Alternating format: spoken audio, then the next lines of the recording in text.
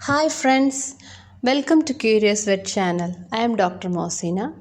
Today we will learn about an important syndrome, an important neurological condition in dogs, that is Schiff-Sherrington syndrome.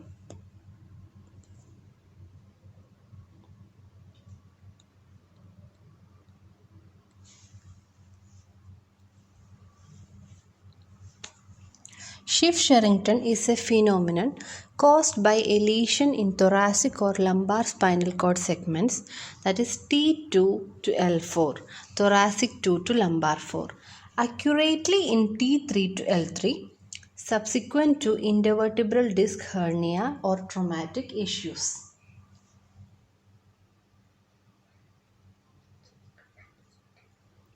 So this is a pictorial representation of the spinal cord segments. From C1 to C5, there is UMN signs to the front and lower motor neuron signs to the rear. From C6 to T2, lower motor neuron signs to front and upper motor neuron signs to rear. Then T2 to L3 is the site of Schiff-Sherrington syndrome, and the rest to the sacral, that is lower motor neuron signs in the rear limbs. This phenomenon is a posture actually. The Schiff-Sherrington syndrome is a posture specified by rigid extension of the thoracic limbs with keeping the thoracic limb function and concomitant pelvic limb paralysis or plegia.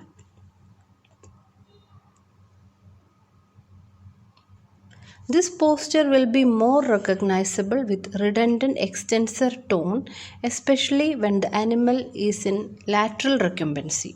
Also, the important point to be noted is there is no associated thoracic limb neurologic deficiency.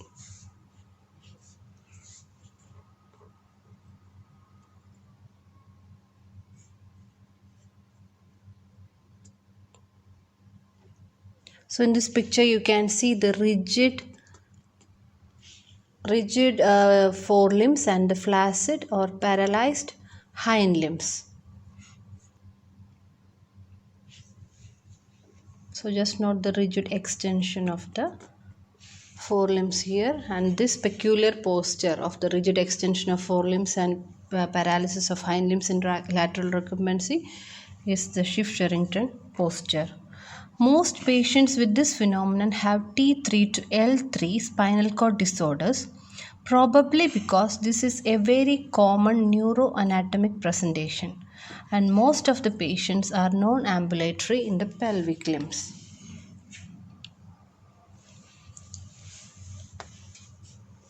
Schiff-Sherrington is an anatomic phenomenon without prognostic magnitude. It is a common condition in dogs with spinal traumatic injury, but in large animals this condition is rarely reported. So in dogs it is very common condition, but in large animals it is rarely reported. So in this picture you can see when the site of injury is C1 to C5, that is cervical spinal segments, there is UMN signs, that is upper motor neuron signs in the thoracic limb and UMN signs in the pelvic limb. But if it is C6 to T2, LMN in thoracic and UMN in pelvic. T3 to L3, that is thoracolumbar, usually the thoracic limb deficit is there is nothing, that is it is normal, and pelvic limb deficit is upper motor neuron. And L4 to S3, thoracic limb is normal and pelvic limb deficit is lower motor neuron signs.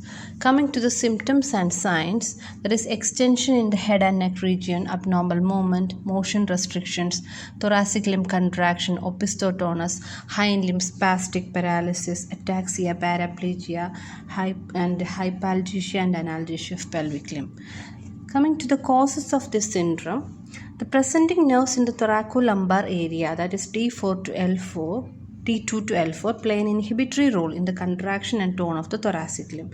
Hence, the damage of these nerves due to interruption of a group of cells in the lumbar gray matter called border cells prevents them from acting as a deterrent. So, the inhibitory action is prevented here. And these cells project their axons cranially to tonically inhibit the lower motor neurons of the thoracic limb extensor muscles. And patients with this phenomenon show signs of permanent contraction of thoracic limb.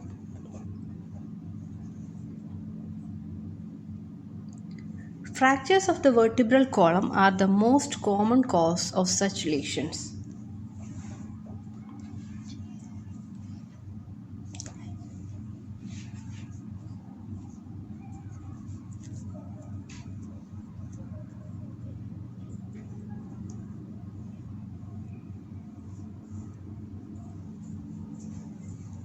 Coming to the diagnosis of Schiff-Sherrington syndrome, first step is history taking, that is if it is a trauma induced or not.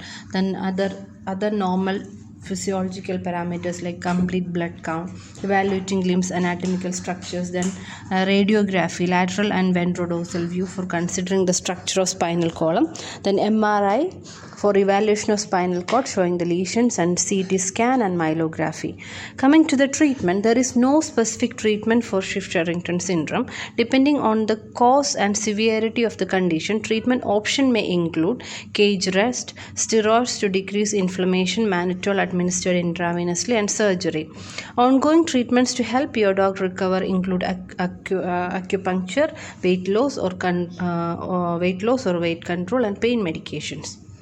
Coming to prognosis and recovery, the presence of Schiff-Sherrington phenomenon is usually a sign of serious injury to the spinal cord and has a prudential prognosis but does not show the failure of recovery. This is because many patients with severe thoracolumbar spinal cord lesions may not demonstrate the former performance. Although an animal with good feeling of pain usually indicate a good prognosis even in the attendance of Schiff-Sherrington phenomenon.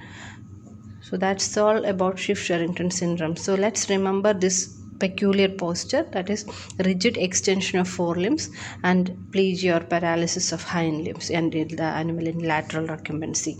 So when you hear about Schiff-Sherrington syndrome, the picture that should come to your mind is a dog with rigid extension of forelimbs and paralyzed hind limbs laying in lateral recumbency. And the lesions are from T3 to L4. So that's all about Schiff-Sherrington syndrome or Schiff-Sherrington phenomenon. If you find this video useful, please like it, comment your suggestions and share it with your friends. If you are new to this channel and not subscribed yet, please subscribe and click the notification bell so that you get notified every time I upload a video. I will be uploading at least one video every week. So see you soon with another video. Thank you.